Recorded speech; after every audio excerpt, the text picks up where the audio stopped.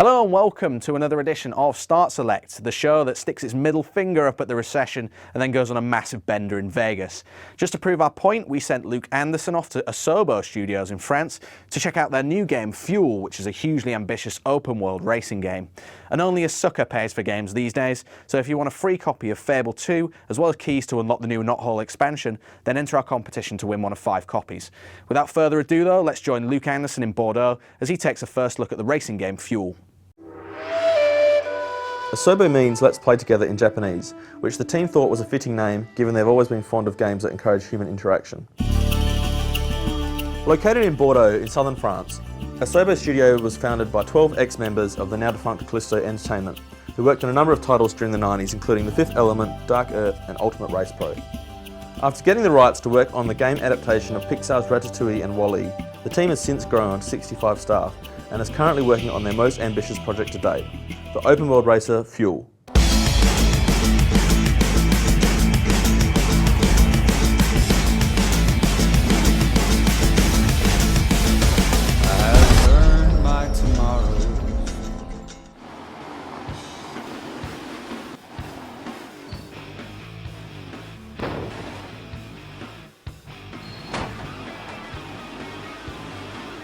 The game world is huge, and according to Asobo's creative head and co-founder David Dedeen, it's over 14,000 square kilometres in total, and with over 100,000 kilometres of drivable roads that are randomly generated as required.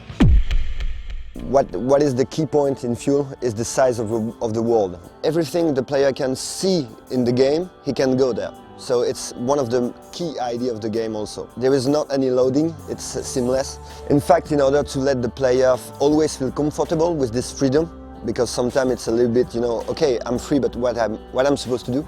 We have had in the game a 3D GPS that always indicates the player the path he needs to take in order to reach the final point. It's always up to the player to take the best path and to optimize his path in order to be the first. A huge section of the US West Coast has been recreated with famous natural landmarks in the game, including Washington State's Mount Rainier and Oregon's Crater Lake. There is so much in this game that the idea was to say, we need a vehicle to do this race, okay, we'll create it. So the player will be able to upgrade his shirt, his trousers, his helmet, his face, his skin, sometimes his tattoo, and also his car with different types of livery, obviously, and different types of colors. But there isn't any mechanical upgrade for the car. But we've got 75 different cars, so in fact, the pleasure is more find a new one because each car is original, each car got a specific design, so it's more about find all the cars and be able to pick up the right one for the right context more than upgrade the cars. It was possible for us to create dynamic weather at real scale. For example, a tornado is something that makes 1 kilometer high, so you need the space to put it in the game.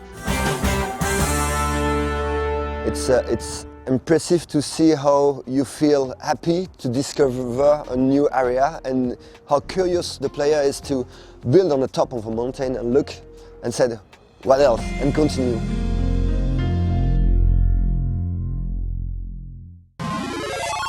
Fable 2 on the Xbox 360 was the game that sent critics into apoplectic fits of joy at the end of last year, and Peter Molyneux and the team at Lionhead obviously skipped their Christmas dinner to create new DLC for the title.